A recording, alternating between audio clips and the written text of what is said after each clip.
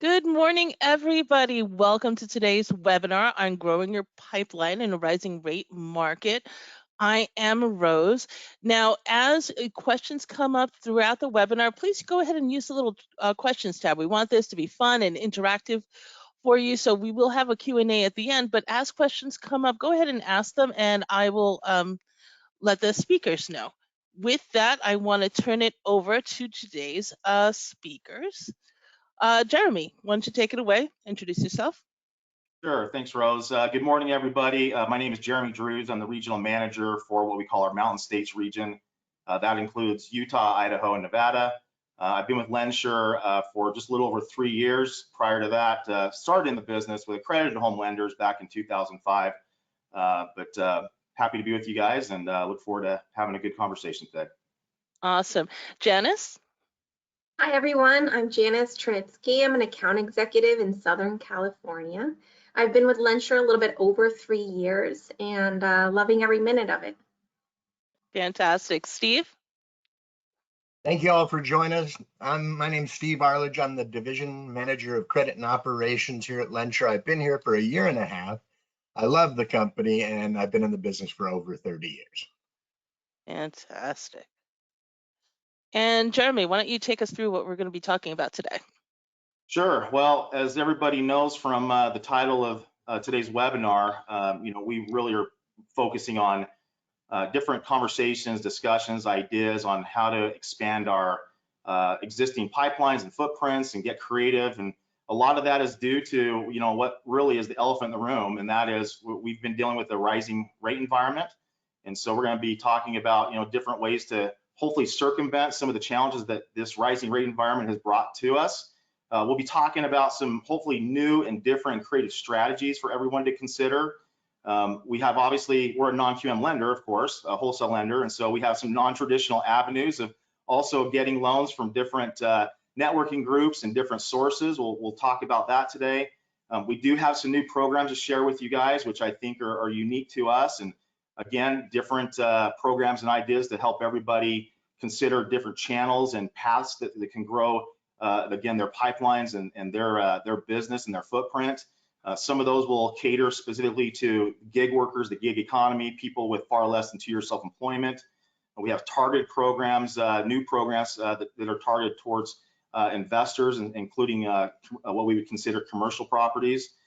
We have a foreign national program, but as of late, we've certainly seen that spike and the interest in that spike over the last couple of months as well. We'll get more into that.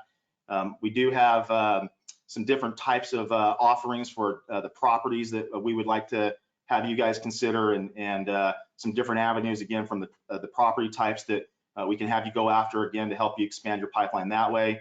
We'll talk about some specific opportunities with LendSure with all of this in mind, and then we'll end with a Q&A. Fantastic. Janice, why don't you tell the audience a little bit about LendSure? Sure. Well, you see this lovely map. We are licensed in 47 states and growing. So we will be, I think, probably licensed in Hawaii very soon. We were founded in 2015. Our headquarters is in San Diego. That's where I am. And we also have centers in Rhode Island, Georgia, Utah, that's where Jeremy is, and Missouri. And we've been securitizing loans annually since 2017. I can't tell you enough, we really do have a very highly experienced management team. I'm blessed as an AE to be able to reach out to upper management anytime for an exception. So really great crowd. And anyway, that's a little bit about us, and we'll go into Q&A if you have any questions about that later. Awesome. Steve, why don't you tell them a little bit about what we do? All right, well, we do loans, mortgage lending, obviously. We have a pretty good menu of products, our bank statement products, asset depletion and asset qualifier products. We'll go into more details on these products, but our asset depletion allows you to, at any age, deplete assets as income, and that's a big advantage. DSCR program, debt service coverage ratio, we'll talk more about that later. Largely, we do high quality loans to high quality borrowers. Our average LTV is in the 70% range. Our average FICO is over 700. We do a lot of loans to borrowers that would qualify otherwise as A paper borrowers, but because their taxes may be not showing all their income, or maybe the property isn't something that conventional lenders will do. We're able to do those loans. We do foreign national loans. What we don't do is we don't do Fannie, Freddie, agency loans like that. We don't do foreclosure bailouts. We're not a hard money lender, but we do have a wide menu of products for you to choose from and to help you grow your business. Fantastic. So today's market, Jeremy, why don't you start us off in the conversation? What are you hearing from your brokers about their pain points today? Yeah, I don't think it's a mystery to anybody here in this meeting. We all were blessed and fortunate enough to be in a very, very low rate environment for many years. The refi market was incredibly hot and brisk, and a lot of folks made a lot of money in this industry, and all that kind of came crashing, to a crashing end around the March timeframe, right? We saw rates, in February, January, still in the 3 to 4% range. Even the non-QM space was, down in those ranges. And then all of a sudden, we, hear all the news. Of course, the concerns of rising inflation, historic inflation levels, and the Fed reacted, of course. And even though it's not directly tied to, mortgages, as we know, nonetheless, it affected cost of funds. It affected, obviously, a lot of different factors that forced the agencies and non-QM alongside with it to raise rates at not only unprecedented levels, but how quickly they rose. I think from the time of when we started seeing rates rise early in March until now, I think at least in the non-QM space, we saw close to 275 BIP increases in that time frame. And so, as we all know, that has a major shock to the system, and it's now put everyone in a position to kind of sit back and say, okay, refi business is pretty much dried up. It's all but gone. Even purchase money has become more challenging, with potential buyers now sitting back and going, I'm not sure I want to pay a 5 and 6% rate, even though those are historically still good rates. Nonetheless, we saw those challenges, and we've had to pivot and look for some different ideas and opportunities to make up for the loss of that business that we all experienced, prior to March. So, that's I think we've all been hearing what we've certainly heard in our region. What about you, Janice? What have you been hearing from your brokers, and how are they adapting? Well, my brokers, some of them have really kind of told me they have no business, and they're looking for avenues to change that, right? Kind of what Jeremy touched upon. Things slow down because of the rates increasing so much. So, the ones that really understand how to continue to get clients or to be able to sell what we have to offer in a higher rate environment are focusing more on payment. So, reaching out to me to get an interest-only loan on a jumbo is making the difference. And they're talking to their borrowers saying, look, you can still buy. It's still, like Jeremy said, the rates are still not terrible. It's just that they're not as good as they were before.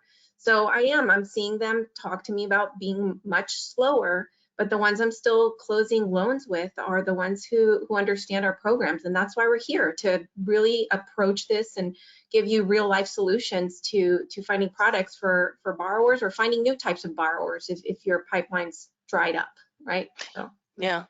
Speaking of payments, by the way, everybody, in today's LendSure blog, which you can find on our website, our blog post today is all about lowering payments for customers and things that you can do to lower payments from interest only to rate buy down, etc. So take a look at it on our website when you get a chance. Steve, do you have anything to add? Well, I don't have much to add. Obviously, they summed it up pretty well, but the old LO model of refinancing your borrower every 6 months a year because rates are going down doesn't work. So you got to find new customers. You got to find new sources for repeat business, and we'll talk about that here. All right, fantastic. So speaking of strategies for building new relationships and referral sources, Jeremy, why don't you take us through this one? Yeah, sure. So some of these things, are not new. Just the first one here. We all know that our brokers and loan officers, their main source of purchase money is coming from relationships and networking with realtors. What we have done though in the past few months is we have underscored even more so where there's opportunities to expand those relationships with realtors. And so we've talked quite a bit about every single purchase contract that comes through the door. We know we not only have our borrower's agent listed on that contract, but a seller's agent's also listed on that contract. And so we've really underscored the point that, hey, every single purchase contract, there's two agents, at least one of which we can go and build a new relationship with. And we certainly, want to, partner with our brokers and loan officers in accomplishing that. And so, there's things that we've done in the last 3 months, more than we've done in the past 3 years to help in that cause. And some of that stuff is, we're doing joint presentations with our brokers to their realtors. We are using our private label marketing collateral and resources, to get that out in front of these realtors. So when you consider those opportunities and you consider, what's actually sitting right in front of us in a purchase contract to expand that, the realtor relationship has actually, grown significantly more than, and let's face it, we really didn't have, we weren't compelled to have to go and pay attention to both realtors before. There was enough business going around that we didn't have to do that. Well, that's changed now. So we're doing that more and more, right? Attorneys is another source that we've continued over the last few months to expand on. So when we talk about attorneys, well, there's really kind of 3 types of attorneys that come to mind. When we're closing loans, especially on the East Coast, we know the closing agent is going to be, in most cases, an attorney. We don't see that in the West nearly as much, but certainly in the East, we do. And so we're having those conversations with those attorneys that are acting as closing agents in that case, and offering ourselves up as a referral source, for their clients. But beyond those types of attorneys, we also are going after bankruptcy attorneys more. They're sitting down and structuring Chapter 7, Chapter 13 bankruptcies. Chapter 13 is a bankruptcy that we oftentimes will look at doing a bailout or a buyout, and so we're oftentimes communicating what we can do on Chapter 13s and looking at those payment plans and asking, well, are these clients that are in these Chapter 13s paying to plan over the course of a couple years time? And if so, let's go ahead and talk about getting them out of that Chapter 13 and billing them out and ending that for them. And that's been a great resource for us to talk to those bankruptcy attorneys. The other one that we've been talking quite a bit about is divorce attorneys. Again, those attorneys are working with divorced couples that they're working on settlements that oftentimes involve real property and real estate and cash out refis to pay off one spouse or the other. And there's always questions by those attorneys and even those borrowers on how are we going to do this, who are we going to go to, especially if those divorced couples are in self-employed type of businesses and have written off too much on taxes and they can't go conforming, they can't go government, and they want to start to look at using bank statement programs for us to accomplish those things. So the attorneys in those 3 categories has again become a big focus for us. CPAs is one that wasn't immediately obvious to some of us. Several of our account executives we brought in over from the payroll outsourcing company ADP, and ADP was very accustomed to working with and networking with CPAs, especially during tax season from January through February.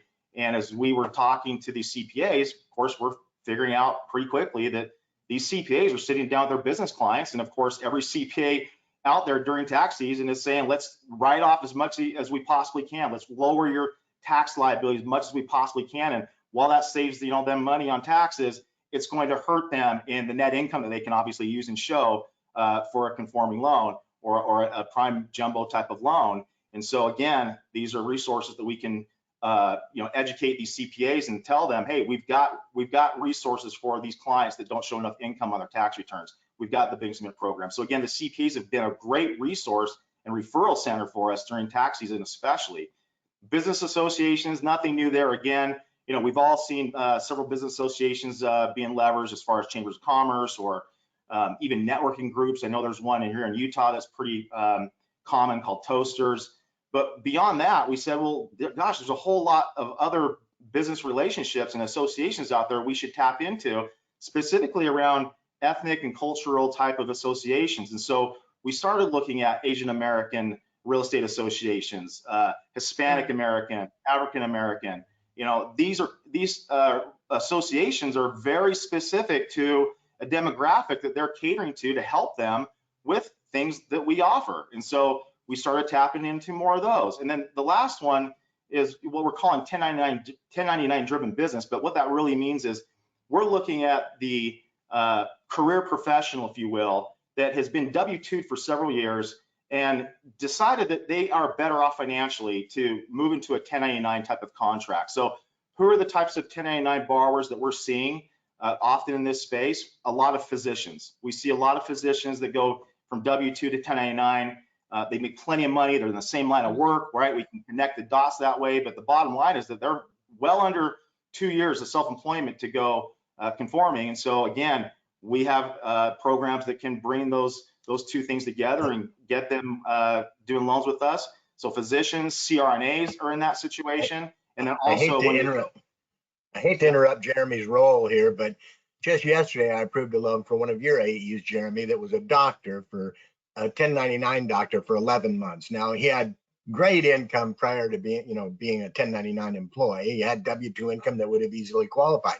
It fell out conventional because much of his income had transferred to 1099. We used 11 months bank statements, got him a deal, $1.4 million purchase in Georgia, I believe it was, at 80% LTV, not a problem. So that's the kind of flexibility our programs will allow you to have. Yeah. Absolutely. So, the physicians, the CRNAs, solar salespeople are in those situations. Good money, good income, same line of work. So just as some really good examples where we can kind of, stretch that stuff a little bit further and make loans work that might not otherwise be able to qualify. Thanks, Jeremy. Janice, why don't you talk to us a little bit about these associations, the Asian American Association and NAREP?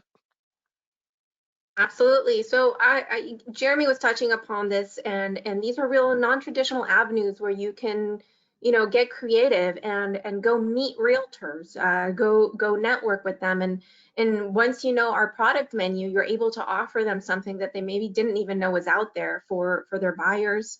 So the Asian real estate is one of the great places where you can go and meet people.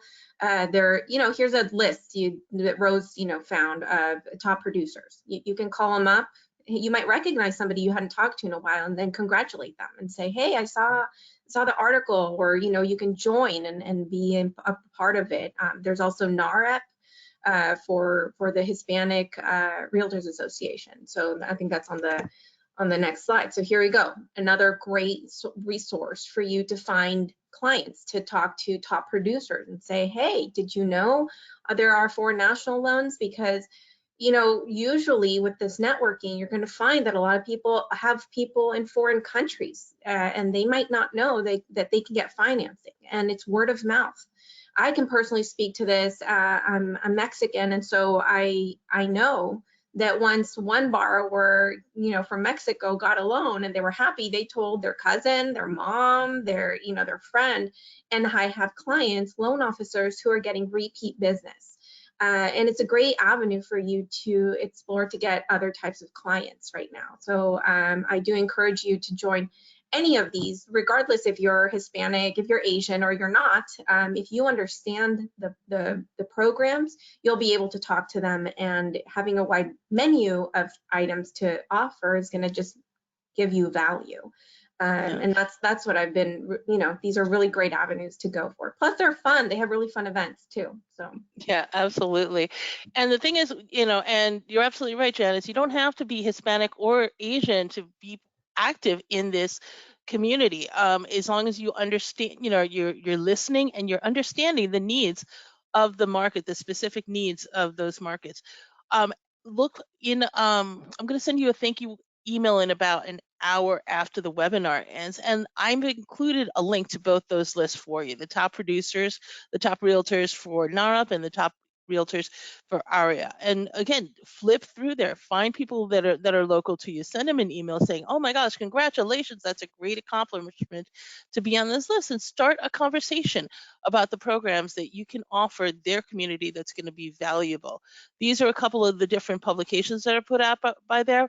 that talks about the Hispanic market and the Asian market. So if you get a chance, I encourage you to do that. We've got a couple of questions. Kevin, yes, I am going to be, I am recording this, and yes, I will send you a copy of the presentation. And a couple of people are asking me about the slide deck. Yes, I will be sending you a copy of the slide deck. Look for the email that I'm going to send you in about an hour. That will have a link to the slide deck as well as the other resources. And Jason wants to know where we can see the list of guidelines on these different programs. We're going to be touching upon some of the guidelines a little bit later in this, but feel free to reach out to your LendSure account executive or respond to to the email from me, and I will be happy to provide you with any guideline information or connect you with your LendSure account executive. Wendell wants to know, Jeremy, for solar guys who are new in the industry, and used to be working in a different position, how do you qualify them if they're only 6 to 12 months in this industry?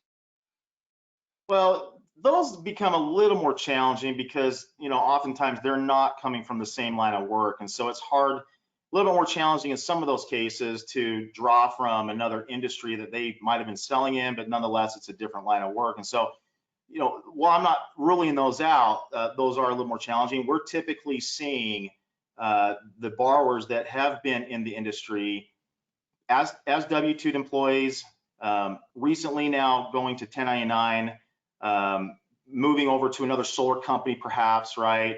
Doing things like that. Again, same thing with physicians, attorneys, truck drivers, right? All the folks that have kind of been in these W-2 wage earner type of jobs doing the same thing, now moving into a self-employment type of status as a 1099 or a LLC or an S Corp.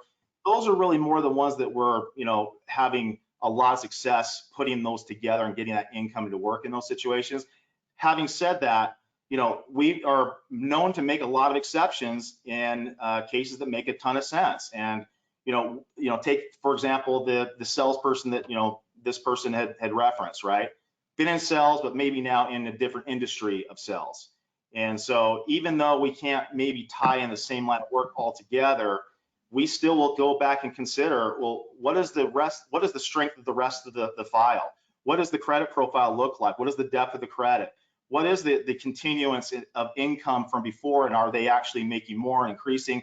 What does the assets look like? Can we hedge our risk by bringing more down payment, getting to a lower LTV? So those are all things that we're considering on every file. And so I would encourage anybody that's in those types of situations to reach out to their LendSure account executive and have those conversations to see, is there a way we can structure this and make this work? Fantastic. Hey, Steve, we've got a question. Kevin wants to know, do you know when we're going to be active in New York for primary residences? No, we've been working with New York for, I can't tell you how long. They're not fast. We've been working feverishly. It's unbelievable how slow they are in responding, but I don't want to get anybody from New York's regulatory agencies calling me about that. But the reality is we're working on it, and I don't have a time frame that I could give you. I'm sorry. Understood. But in the meantime, right, we still can do non-owner occupied properties in New York. So yeah. It's not a complete rule out for New York. It's just we're limited to, business purpose loans, investment properties for now. Not to mention other states too. If your loan officer if you're not licensed in a state and you're doing a non-owner, so an investment property, reach out to your account executive, because there are a lot of states where they do not require you to be licensed and we can do the loan. Not every state, but a lot of states. And I get a lot of excited loan officers telling me, wow, I can do a loan there and I don't have a license. I said, as long as it's an investment property, so business purpose. Just like Jeremy said for New York, you don't have to be licensed in every state. So reach out to your AE. All right, fantastic. Steve, why don't you talk to us a little bit about the Divorce Lending Association? Yeah, I'm the expert on this. I'm the expert, deemed an expert for having been married 3 times and divorced twice. So I must have this dialed in. But Jeremy touched on it somewhat already, as obviously usually when you're going through a divorce, if you have real property, you have to come to settlement, and that involves settling the property issues as well. It may be that they just have to refinance the loan out of the spouse's name that's not retaining the property, or they may be refinancing it to pay off that spouse. But either way, that's another potential resource, another potential referral source for you loan officers to go after. Okay. And Wendell was commenting about, speaking that he has a lot of solar clients and stuff, and he's thinking of doing a little presentation to them on this. Reach out to your LendSure account executive. They do this stuff all the time. If you've got a specific audience, if you've got realtor visits that you want to do, or have an open house or anything like that, reach out to your LendSure account executive. They will be more than happy to go and present with you. We just to touch on that, we actually in our region have partnered with most people are familiar with Sunrun. I think maybe the largest solar company in the country, but we actually have had Sunrun managers, sales managers reach out to us proactively to ask us to present to their salespeople on our programs. So these are not real estate agents, these are not loan officers. These are, sales managers at companies that are just trying to help their employees and their salespeople find loans and buy homes. And they've reached out to us saying, hey, can you come and present to our salespeople? And we've done that. And it's been a huge success out here for us. And some of those guys are doing very well. I just approved a loan on a property in Hawaii, a purchase of a oceanfront property, Oahu, I think it was. I think the purchase price was $1.5 million. Anyway, 75 LTV purchase for a guy, bank statements that was in that business with that same company, actually. All right, fantastic. And I've got a couple of people asking me about specific loan scenarios. I want to be able to give you complete and accurate information. So I'm going to address those questions. Like Janelle, I see a couple of others that are asking. I'm going to go ahead and address those offline to make sure that you have the most complete and accurate information possible. So about social media, I want to talk to you about this a little bit. If you're not active on social media, I really encourage you to be active. Especially in groups. I know that LinkedIn has a ton of groups that are, whether they are by industry or by region, and network as much as possible and post about it. In this example here, this guy Shant, he tagged Lillian. They were at a networking event. Oh, let's take a quick picture together. Oh, that's great. You post it, you tag them in it. Now everyone on Lillian's list sees this, and so that's an opportunity to make additional connections as well. Things in the community that you're active in, fun runs, charity things, anything like that in your community. Go ahead and tag them, tag yourself, tag people that you work with that are on there. Again, that's a great opportunity to quickly and easily grow your network. New programs. Jeremy, why don't you start us off on talking about bank statement loans? Yeah, so as we talk to about some of these programs, you'll start hearing some recurring themes, and some of those recurring themes is self-employed borrowers, less than 2 years of self-employment experience and seasoning, and those that obviously have far more than 2 years self-employment seasoning, but nonetheless have written off too much and can't use tax returns. All those things, essentially point to us, again, doing some unique things and getting creative on how to structure a loan and get something to work. So as we've all seen the last couple of years, especially, the gig economy is real, and it looks like it's here to stay for a while, right?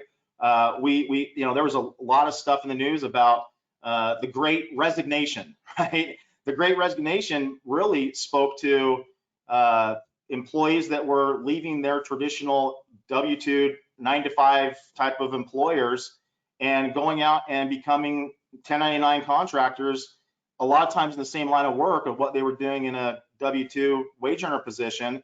But now again, they're self-employed, and in many cases, they've got multiple sources of income doing different types of contract work. And so when we look at the bank statement loans, those bank statement loans cater to those types of borrowers, where we can go back and we can, again, take a look at a 12 or 24 month history in their bank statements and start to say, okay, these guys have been in business for, just a few months, but we actually can go and maybe do a 12-month bank statement loan, less than 2 years self-employment experience, and they may have multiple contracts that we grab those contracts. It shows here's what the contract actually is paying from this particular company, and again, ultimately making income work with bank statement income. So you look at that. Areas, Jeremy, I'm sorry, I got to interrupt you now and again, but one of the areas that is a bit unique in how we look at bank statements is the expense factor. We have a self-employed questionnaire. We ask them, what are your expenses?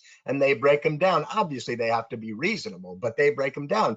For some of the the 1099 people particularly, there's a lot of tech people out there. There's a lot of people sitting at an office in their desk doing this 1099 employment and have virtually no expenses. I mean, maybe the phone line, whatever expenses, the computer line, whatever they have for the modem, but largely very little expenses. Well, we have the availability of some flexibility on those expense ratios. So we might do 10% expense ratio. In fact, that one that I was just talking about with the doctor, I think we used a 20% expense ratio for that guy. We don't have, it has to be 50%. The hospital was already covering his malpractice insurance and almost all of his expenses. 20% is probably an inflated number. We used it to be conservative, but the reality is having that flexibility allows us to close loans where those people that just are using 50% expense factors might not be able to. So it really does line up well with these gig workers that are working from home, doing tech or whatever other 1099. We see a lot of it in the nurse and the nurse anesthetist. I can't say anesthetist. Yes, it doesn't come out of my mouth right. But CRNAs, I think they're called. I can't tell you how many of those people are 1099 now, and they weren't before, and they can't qualify, going to a agency or a bank to get that loan. But we can do it because we can see they're doing the same thing they were 6 months ago. They're just doing it on a 1099. And we can see we got a 6-month history of income coming in more than what they were making on a W-2. And of course, we're going to do that loan because it's common sense, and having common sense drive your loan decisions is the way to go. Fantastic. The second bullet, just to add a little bit more, the second bullet in this slide speaks volumes, because this goes back again to opportunities to partner and network with CPAs and financial advisors. And a good CPA with their business clients is sitting down with their clients, not just during tax season, but usually a couple, 2-3 times a year, to do some tax planning. And if you ask the average CPA or financial advisor or their business clients, what would you rather have? Would you rather write off more expenses on your taxes and save lower your tax liability and save thousands and thousands of dollars in taxes each year by doing that? Or would you rather not write off as much, but go get maybe a lower conforming loan type of rate? 9 times out of 10, maybe 10 times out of 10, the financial advisor and CPA is going to advise their client, look, pal, you're much better off writing off as much as you can and taking a little bit higher rate in non-QM with a bank statement loan than not writing it off, paying more taxes, and maybe go and get an interest rate that's 50 to 100 basis points lower. So again, this is one area that you can really partner with these financial advisors and CPAs to get that additional referral business with these programs. Okay. Ed is asking, what's the typical LTV that we see on bank statement programs? Janice, do you want to take that one? What are you seeing with your program? That's a great question. They vary. Obviously, we will go up to 90 LTV depending on the borrower's FICO and how many months of bank statements they have. So I would say I typically see about 80 LTV on owner occupied for bank statements. I think that's a real sweet spot, but we do go to 90 LTV for the right borrower, the right scenario. And what's really great to keep in mind is we do not have mortgage insurance, so no MI. Which is really, really nice too. And touching upon what Jeremy was saying with the CPAs, it's not just about a lower rate, it's also sometimes borrowers qualifying for the house they actually want to get because they can get more loan, right? And just based on that alone, I think it's really worth hitting up all those CPAs and getting borrowers the homes they deserve for all their hard work as self-employed borrowers. Great. So we're not going to go through this. I just wanted to include this here just to give you guys an idea of the gig economy and what we're talking about in the self-employed market today. It really is extraordinary on this. So a little bit about our bank statement programs. Steve, do you want to talk to us a little bit about this? I do. I actually kind of stole some of my thunder there, but I can answer that question that you had asked Janice a little bit more specifically. 24 months allows us to go to 90 potentially, right? And 12 to 85. Those are the caps. Now, you know, somebody where we're doing some of this, maybe they're less than 2 years, maybe you're going to be at that 80, you know, but if you have a strong borrower and they've been in business for 2 years, 90 on 24 months bank statements and 85 on 12 months bank statements is our cap. Up to, that says right there 90% LTV, 100%. You don't have to be 100% owner. If you're only 50% owner of the business, we'll give you 50% of the income of that business. We can allow personal and business bank statements. And of course, like I said, the variable expense factor, that's what I was touching on earlier. Our ability to look, if you're doing a restaurant, you're probably at 80% or higher on expense factor. But a lot of these people, especially in those 7.4 million gig workers that Rose was just showing you the slide about, they don't have that much of expense. So we do have the ability, based on the information we collect from the borrower, to customize that expense factor. It's very useful. And I had a question before we got to this slide is like, what about the expense waiver? What if the profit and loss shows less? Would that be enough? But I think you answered that here, which says that we don't even take a look at the P&Ls. No, we go off of a self-employed questionnaire for them to tell us what their salaries are, what their rent are, and what their other expenses are. We don't generally require a P&L except for on the 2-month bank statement product. All right, fantastic. Janice, why don't you take us through property investors? Well, this is one of my favorite topics because who doesn't love repeat business, right? I know I do. I'm actually going on my 3rd loan right now with the same borrower, the same loan officer, and within the last 2 months, she's bought 3 investment properties. So building relationships with property investors is huge. You know, people only buy one primary and maybe, you know, change out of that every 10 years. I don't know. It's not as a repeat business as it is with investors. So they don't usually stop with just one property, which is great. And you can even talk them into, look, let's expand your portfolio. It's going to help you in the long run, you know. So you build that relationship, they're going to keep coming back for more. And what's really great is that property investors at LendSure, we do not cap the number of properties that they already have financed. So if they have a really large portfolio, that's okay. We're okay with that. And there's lots of different ways to qualify a property investor. Let me see, I'm trying to get to the next slide here. Thank you. So investor doc types, right? So we can qualify an investor full doc. And you might be wondering, well, why would you go with LendSure instead of a conventional lender? There are a lot of reasons. Obviously, working with us is awesome. But besides that, if you're right, Steve? Well, anyway, but besides that, we do actually take a schedule of REO, and instead of putting in their payment to their mortgage for other investment properties as a debt, we take it out of their income. What that does essentially is gets their DTI to be better. So that's one reason you'd go full doc with a well-qualified borrower, but they just have a big portfolio and they don't qualify conventionally. The other one is if they have more than 10 properties already financed. We also offer the bank statement program. So what Steve and Jeremy were talking about, that applies also for investment properties. DSCR, boom, that is one of the smoothest programs for investors, and I'll talk a little bit more about that if you're not familiar with DSCR. It's basically qualifying the borrower without income. It's just based on market rents. And then, of course, our foreign national. And now you can see this little chart. It has the lowest rates to the highest rates. Full doc is obviously going to get you a little bit of a more competitive rate. And then, you go up the scale, up to foreign national rates. So if I could see perfect. So this is the DSCR. I'm a visual person, so I know if you're looking at this slide, it really, it helps. no other income documentation is required. So we're really going to go off of the loan amount. I mean, not the loan amount, the rents.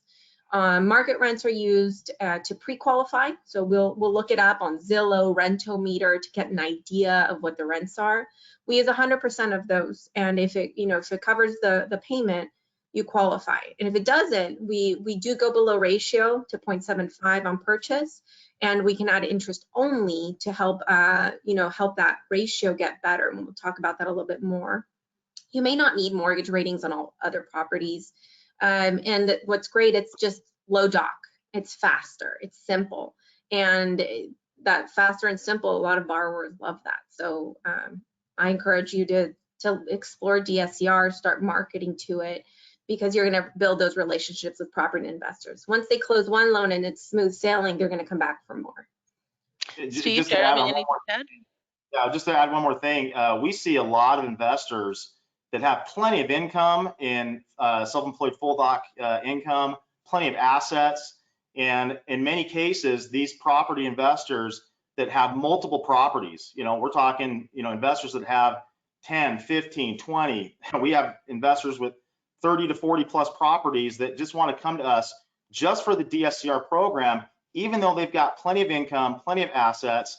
They want to use this program because it's the easy button, literally. We don't have to disclose on the entire, we don't have to worry about the entire REO schedule in many cases. And so the process by which these investors have to go by for DSCR versus going full doc, where we obviously are disclosing now all of the REO schedule, for income and ratio purposes, we get rid of a lot of that stuff with DSCR, and it just really becomes such an easy transaction for these investors that have multiple properties that they just say, look, I'm okay taking a little bit higher rate to hit the easy button and closing this fast and not having to, dig up multiple statements and things that were related to a lengthy REO schedule.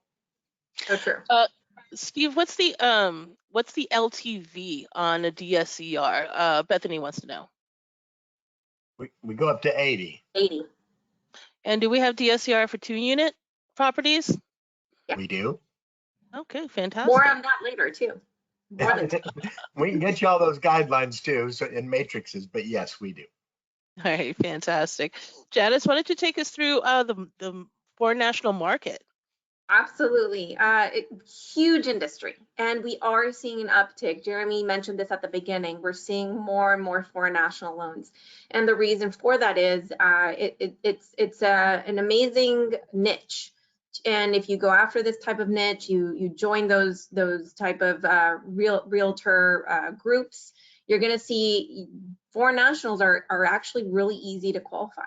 So some of you might be scratching your head going, that's a very foreign concept. Well, we can go through guidelines a little bit later, but you can see our charts. I mean, $54.4 billion annual purchase volume just in April 2020 to March 2021. Imagine the possibilities. A lot of foreign nationals, they do not know they can qualify for a loan in the United States. So if you're able to find those borrowers and educate them and say, look, you only need 25% down for most of these loans for foreign national. What do you need for income? We don't need foreign tax returns. We ask for a CPA letter from their country of origin. So these are really great loans. And the reason why I think we're seeing an uptick is because the rates are very reasonable for a foreign national, right? It's some of their countries' rates are in the 12, 15% range. And, here you can get something in the 6.99 range or lower, especially with a buy down. I think you can go to 6.5. So great product, and I do encourage you to start exploring that avenue to get other types of borrowers in your pipeline. Okay, and here's a little bit. Oh, please continue, Dennis.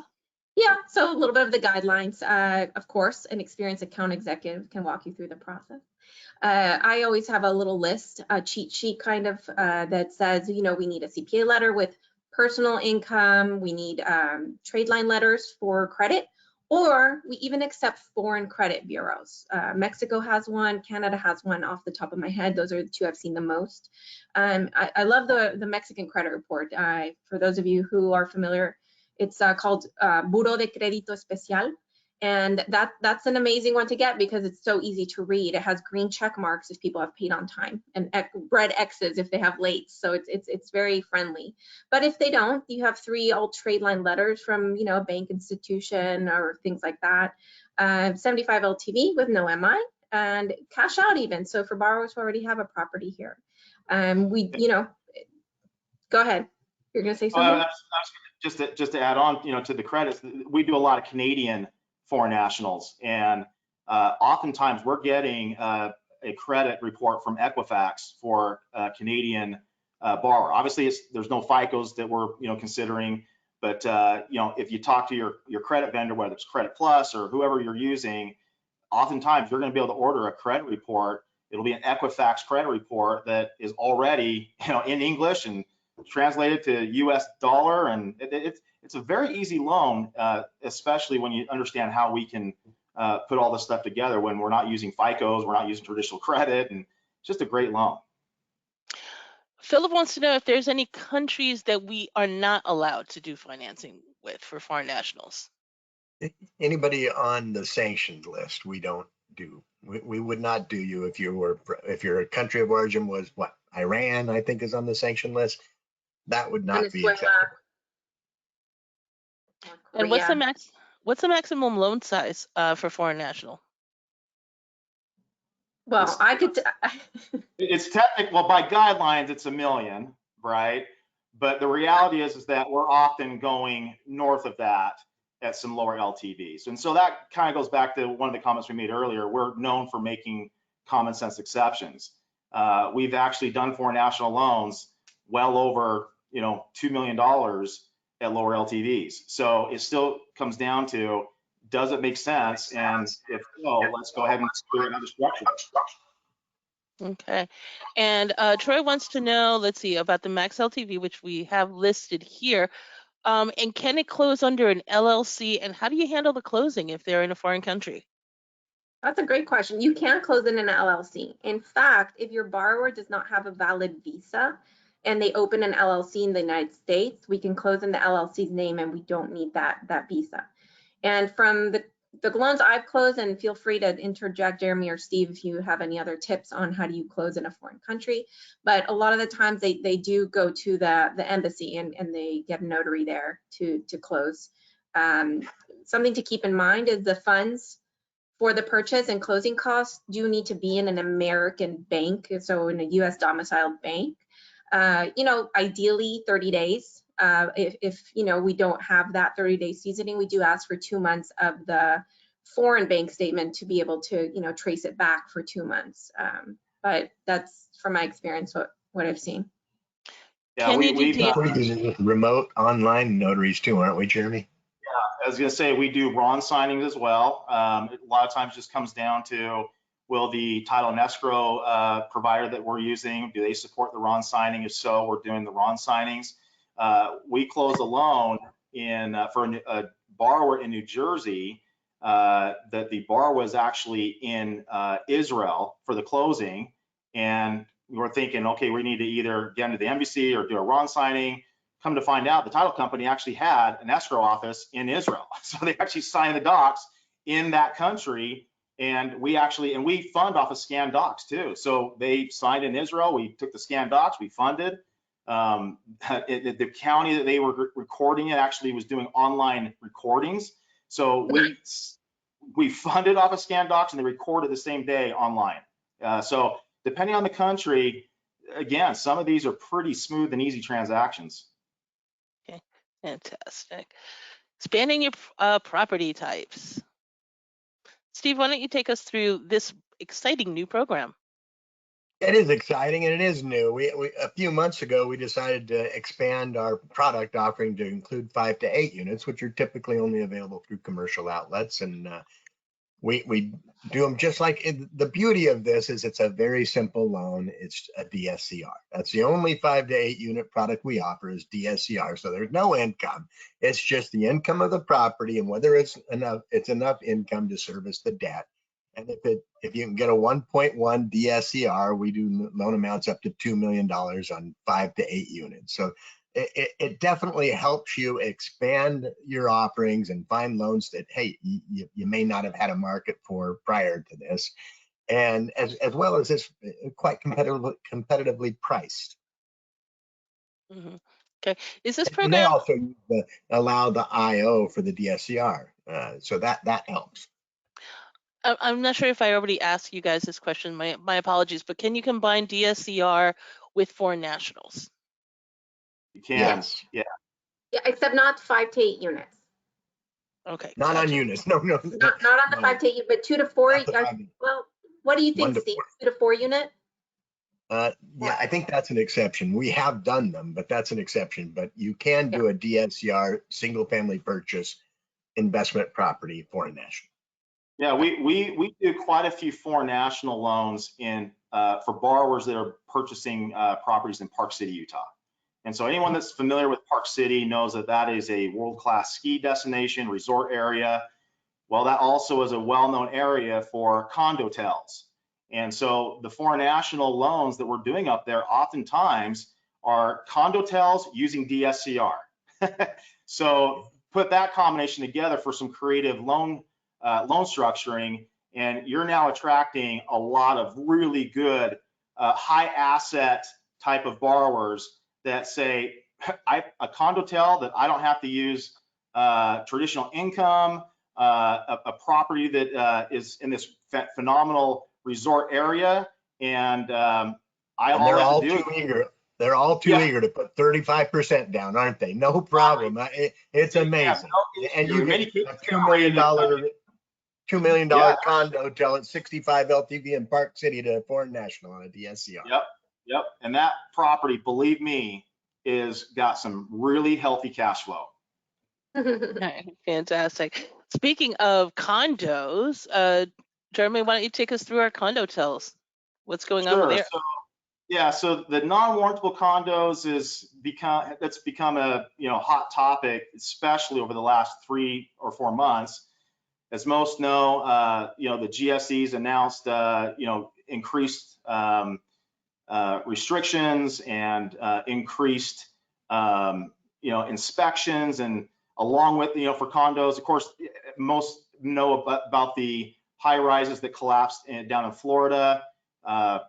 Fannie Freddie was looking at all that and going, okay, we don't want to do a lot of condos anymore. So everyone knows they increased the HOA cert to 8 pages, and not just increase it to 8 pages, but said we want inspections, we want to know the last time inspected, what's structurally sound or what's wrong with the property. They increased the requirement on reserves for the HOA, a whole list of things that happened and were announced, and therefore more and more condos are now non-warrantable. So the agencies are just saying we don't want them. Well, we'll take them. We'll be happy to take them. Okay. So our condo cert, our HOA questionnaire has always been, it still is, 2 pages. It is something that can be completed by the HOA very quickly. Even if Fannie and Freddie says that it's a non-warrantable condo, that doesn't necessarily mean we'll call it non-warrantable. We actually may still call it warrantable, okay? But if they do call it non-warrantable, we're still, in most cases, going to do it. So when you look at what makes these condos non-warrantable from the conforming world, occupancy, investor concentration over 50%, single entities that own greater than 10% of the units, again, the level of reserves, again, we talked about that, the HOA questionnaire for the agencies have increased those requirements, commercial use over 15%. Again, when we look at condotels, especially resort towns, many times the entire first floor of a complex is retail space. Yet again, it's call it 15, 20, 25% of the overall square footage that's used for commercial. Again, we're still making those exceptions and doing those. The projects that are not 100% complete, again, I'll go back to Park City, where we're seeing new condotel complexes being built all the time. We've got one called Pendry. It's a very, very high-end luxury brand that they are selling on average, I want to say 1.5 to 2 mil for a condotel, and they just started construction. They had roughly 150 units that were pre-sold pretty much from the day that they advertised them. And so we, got brought in because every single one of these is going to be not only non-warrantable, they're going to be Condotels. So, hey, LendSure, we need you guys. What can you do? We don't have the entire project complete, and it's not going to be complete for a couple of years. And so, again, we'll still do those new projects by reducing our risk with some bigger down payments, and recognizing that, hey, we're going to be one of the first ones into the complex as a lender. But we're doing those things. Speaking of 100%, we can have 100% investor concentration in a condotel and do those loans. So if it's have not 90% in a non-condotel, so we do have some flexibility there. Exactly. So even if it's not a condotel, we'll still go to 90% investor concentration at some lower LTVs. I think we're 65% at 90%. So, again, there's just so many opportunities to go after all of these condos and condotels. And keep in mind also, when we're talking about condotels as well, and we'll get more into condotels as we go, but we're typically attracting the highest quality borrowers in these condotels. In many cases, they've already purchased many units, but in years past have done them with all cash transactions. So once they find out from their agents that we're able to finance them, the first thing the agent says is, I don't believe you, okay? And then we have to prove it to them. But once they realize that we do, it's like the greatest thing that that agent ever uncovered.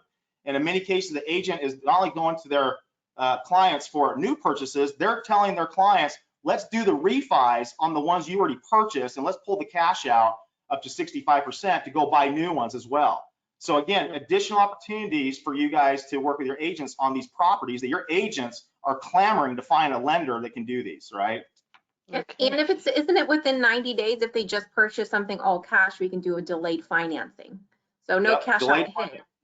Yep, and we've done several of those, right? Again, agents, go back to their borrowers and going, I just found a lender that can actually do a condotel. You just paid cash for this place. We're within 90 days. We'll do a delayed financing.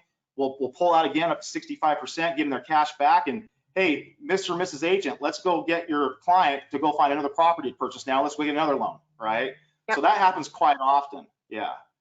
But these are a little bit of, the condo programs, in a nutshell, every single income doc type that we have in our guidelines applies and can be used for non-warrantables, warrantables, and condotels. So everything from full doc to 12 and 24 bank statements, the 1099s, 1 and 2 year, right? So we have the 1 year full doc options as well. Asset depletion, asset qualifier. I won't get into the weeds on what asset qualifier is, but just know that there's an additional option to double the income with asset qualifier than what we do on asset depletion. So again, we can stretch money even further, especially on a purchase in those. DSCR, we covered that. The foreign national, all of these apply to all of these properties.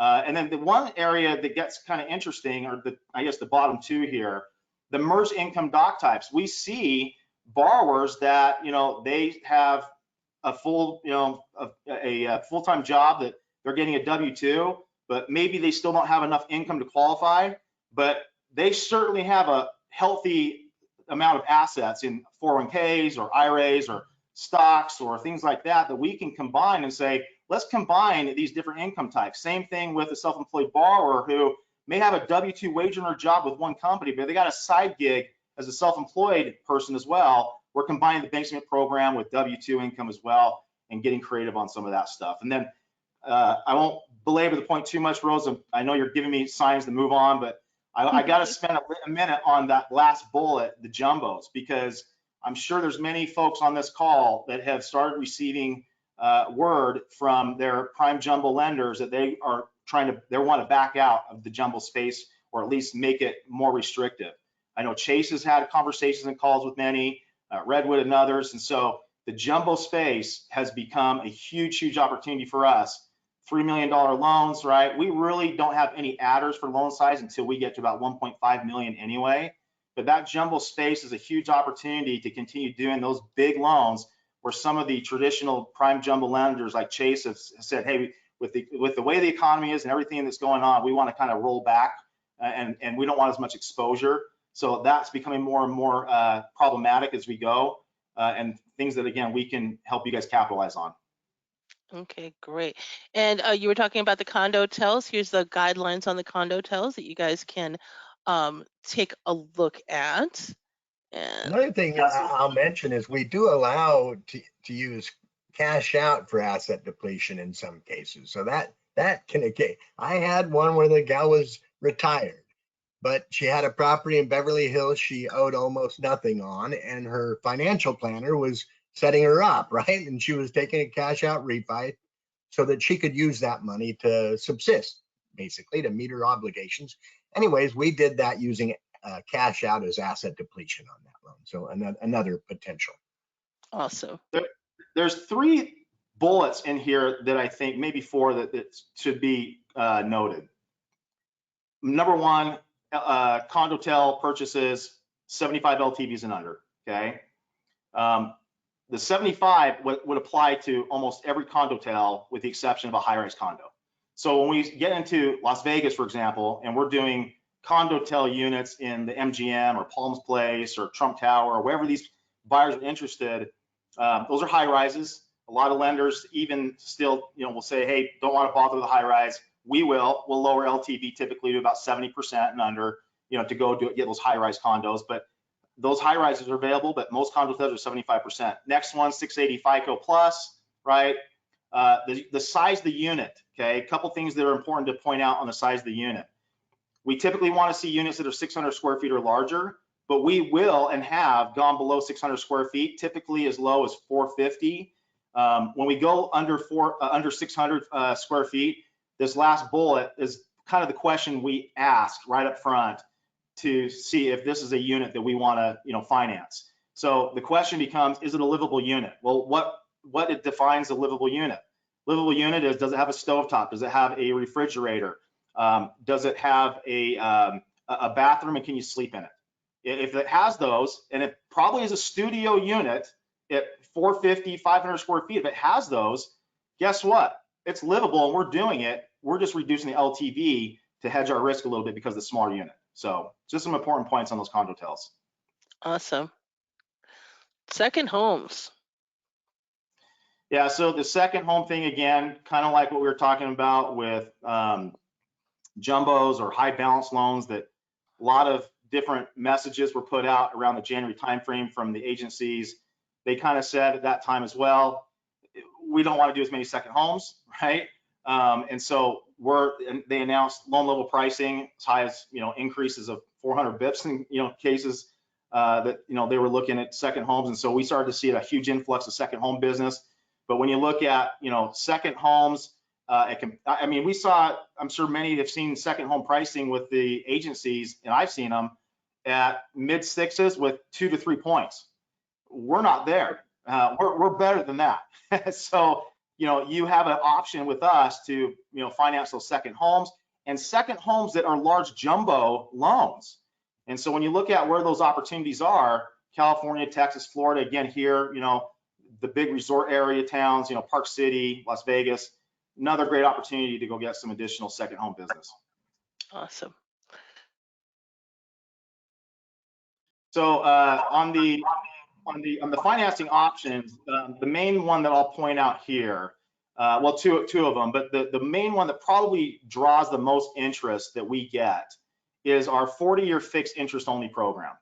So not only is this an interest for property investors, we are actually getting a ton of financial advisors and CPAs advising their clients to go find a lender if they're purchasing an investment property and they're wanting to cash flow that property, and they want to keep their assets and their money in those investment accounts that are getting a much higher yield than what our interest rate is going to be.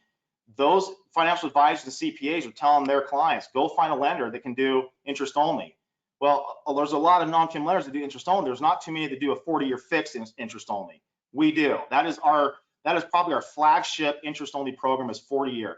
So this says 1040, and what that refers to is the first 10 years of the loan is interest only, and then after those first 10 years, it's fully amortized for 30 years thereafter, okay? But it's a 40-year fixed loan.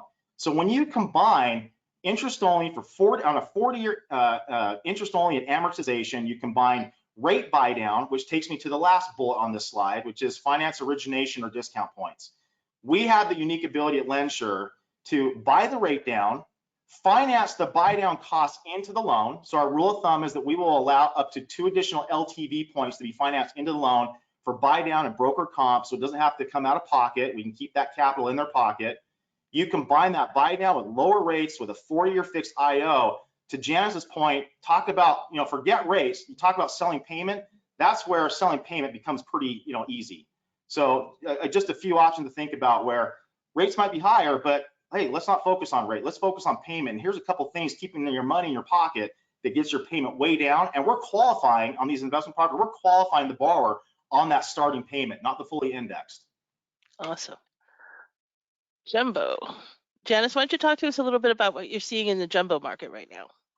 Sure. And, Jeremy talked a lot about also the jumbo market for second homes, investment, primary. San Diego median selling price is, over 800,000. You're looking San Jose, 1.2 million. So when it comes to FHA conforming limit, your borrowers really can't qualify conforming, right? So with us, we're not shying away from our jumbo. We don't even have a large loan size adder at 1.5 million or below.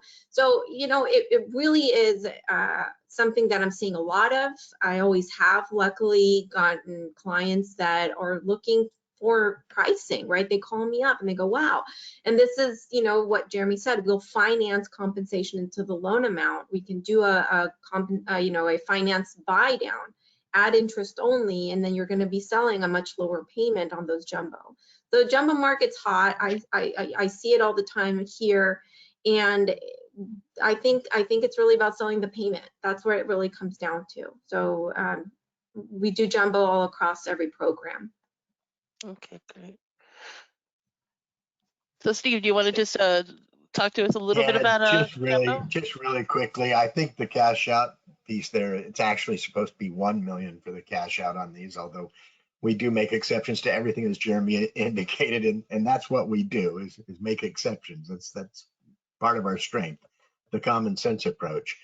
We do jumbos. We go to 70% to 3 million. I think 80% to 2 million. As Janice said, it's across the board on most of our products. Allow that. We allow interest only on them. Condotels, restricted stock units. We're very flexible.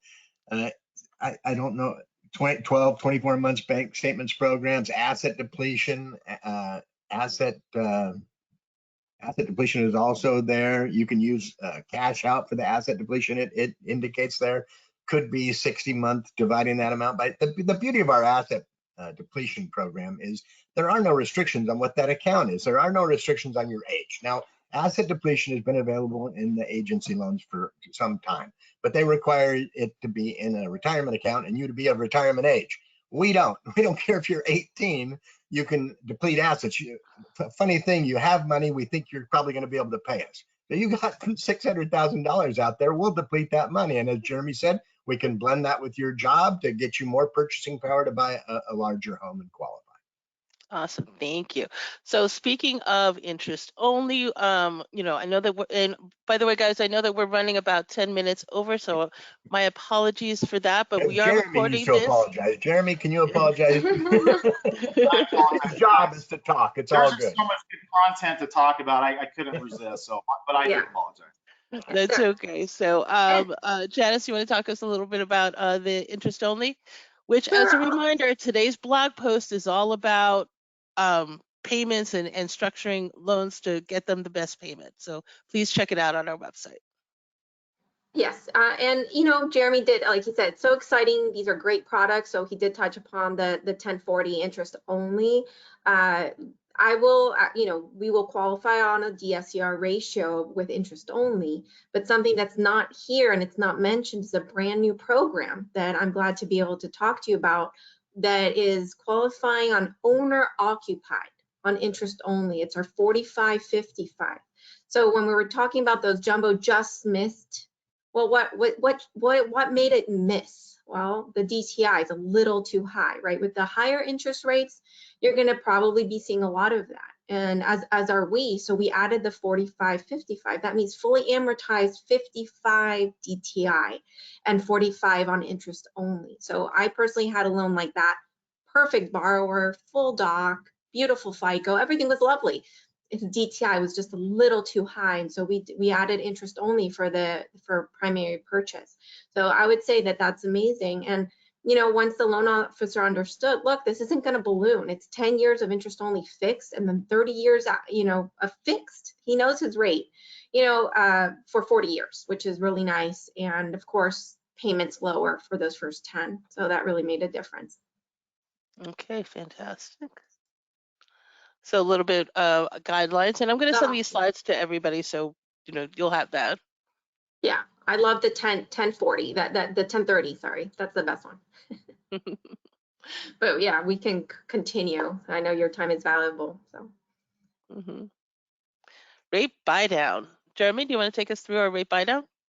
Yeah, so I've kind of touched on this before, but just to reiterate and underscore the value of this, again, think about the borrower that they want the lower rate, they want the lower payment. They want to keep their capital in their pocket, in their investment accounts, in their bank. We want to reduce the cash to close coming out of their pocket and get them a better interest rate. That's where this all comes in. So again, rule of thumb, we're able to finance up to 2 additional LTV points above the program that we actually qualify the loan on. And when let's say, for example, we decide on a loan or qualify a loan at a 60 LTV, we will finance up to 62% without changing the rate or changing the loan decision, and provide that benefit of financing the buy down and also the broker comp, so it remains in pocket. So again, something that's fairly unique to LendSure, when we really describe what this does and how it benefits them, everyone is just absolutely jumping to get this. So great program to utilize. Okay. And Steve, do you want to take us through just some of the other opportunities available here at LendSure? Yeah, most of these we've touched on, but the foreign national is a huge area you can see, I think, immediate returns on by reaching out to that market niche. Cash out up to $1 million, non-warrantable condos, Condotels 2 to 4 unit properties. We actually have 5 to 8 unit properties as well. Second homes, 12 and 24-month bank statement programs, construction takeout loans. We have a fix and flip group. We do bridge loans. This is huge. I mean, in today's market, yeah. I love people selling their home don't want to wait for you to sell your home sometimes. If you want to be buying their home, they don't want to wait for that contingency. Well, we have a chance here where you can get the equity out of at least up to 75% LTV equity out of the current residence and close on the purchase at the same time. We don't have to wait at all. They just have to have their primary listed, and we can do that. Asset depletion, asset qualifier, I just talked about that. The 1040, Janice has been quite clear on. Lease options and land contracts, 1031 exchanges. We have a huge menu of products. We have a lot of flexibility. We can help you grow your business. Fantastic. Private label marketing resources. So we've covered so much stuff today as far as different programs available, but how do you get started? So look for the email that's coming from me, Rose Waldy, in about an hour. In there, in addition to a copy of the slide deck and the recording of today's webinar that you can share with your colleagues, is a link to these private label resources. There are flyers here that with a click, you can just add your logo, add your contact info, add your disclaimer info at the bottom, and you can start reaching out to your referral sources right away and let them know that you are offering these loan programs. And if you're still not completely sure about on how things work, not to worry, your LendSure account executive will be there to walk you through everything, to help you present, to help you structure deals. That's what they're there for. So with that, I want to open it up to questions. So any remaining questions, please go ahead and do that. And I think, let's see, John wants to know how high we can go on the LTV for Condotels. 75 on purchase. 75 on purchases. Cash out, rate and term. We're typically 65 to 70, but 75 is the max on a Condotel. Sam wants to know where we can get our rates. Go ahead and reach out to me after the webinar. I'll be happy to get you our rate sheet or connect you with your LendSure account executive who can get that information for you as well. Can you explain further the DS ratio that is 0.75 or higher. Okay, DSCR, we generally require 1% DSCR on, we do require that on refinances, but on purchases, we have some flexibility. So if you're purchasing a property, you know, the 1007 rents are going to normally use long-term rents. Maybe your intention is to short-term rent it and you know you're going to get more than what they're saying on the 1007. Will allow you to go down to 0.75 DSCR ratio coverage at a 70 LTV. Okay. Shannon wants to know. No, go I was ahead, going to say Janice, a please. simple way that I look at it. Of course, I'm using numbers that maybe don't make sense, but if the property, if your payment is $1,000, then your rent needs to come in at 1,000. That's 1-to-1. But if your rent came in at $750 and your payment is 1,000, that would mean 0.75. So I always like to use that example, even though, you know, that's probably not what properties are renting for or their payment are. I think it's a clear picture. Hopefully that helps too. All right, great. For the DSCR, does the client have to own a home?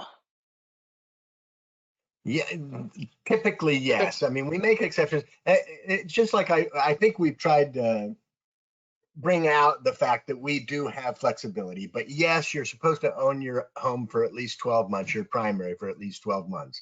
If you own investment properties, then likely we would make an exception if you're a renter. If you're a renter and you're living in Huntington Beach and you're buying a home in Huntington Beach, there's a reasonable chance I'm going to say no, because there's an occupancy concern that's obviously hanging out there. But we do have flexibility on that. Typically, yes, you have to own your primary. Donna wants to know if our interest-only program is available on all of our programs, and what's the maximum term, and does it recast after the initial interest-only period? Yeah, so the short answer is it applies to every program. I think the only program it may not apply to is our ITIN program, actually. But it applies. We recently added to our foreign national program a couple months ago. Every program, it's there. You know, typically we're 80 LTV and under to qualify for interest only. The recast after the interest only, the answer is no. And so it remains that, you know, the same payment remains obviously, but you know, the reality is that it becomes fully amortized at that point, but there's no recast. I've got several questions on prepay penalties on the 40-year interest only, on the bridge loan program. Steve, do you want to take us through prepay penalties? No, I don't. We don't have prepayment penalties on owner occupied loans. We do have prepayment penalties on our non-owner occupied loans. And I don't know that I'm the best person to speak to what those prepayment penalties are. We do allow you to buy them down or to move those prepayment periods. We have, you know, pricing adjustments. If you want only a 12-month prepayment penalty, we have a pricing adjustment for that.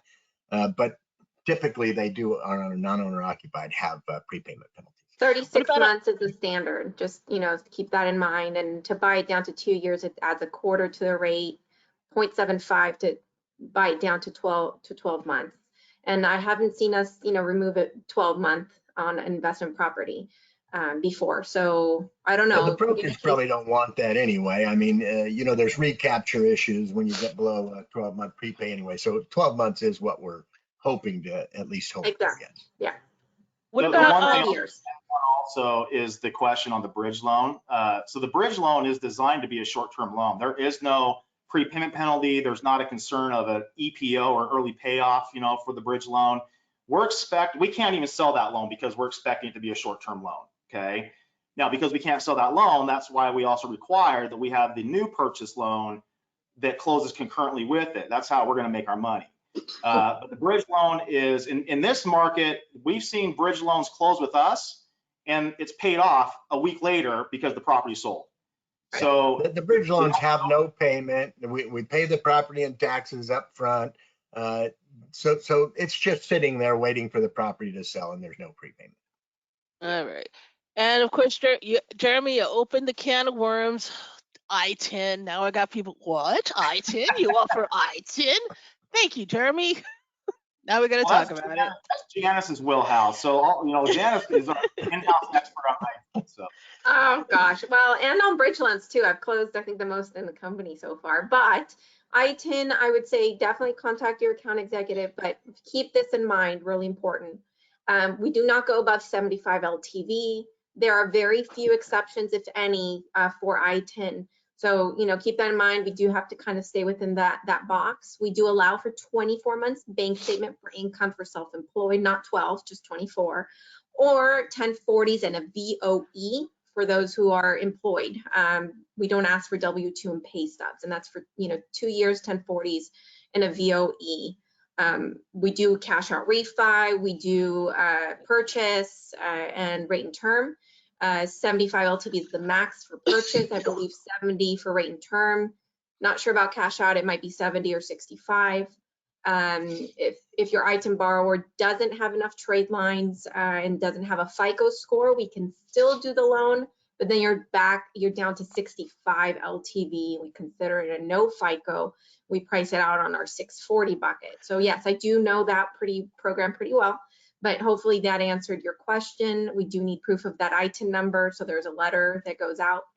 The number starts with a 9, in case you're wondering if they are an ITIN borrower. It's not a social security, but it's a number that starts with 9. So there you go. Okay, awesome. All right, and with that, I am going to close it out. I respect everybody's time. I would like to thank everybody for joining us today. I would like to thank our speakers, Jeremy, Steve, Janice. Thank you so much for your time today. And again, look for an email from me in about an hour with your resources. Thank you, everyone. Appreciate your attendance. Thank you. Thank you.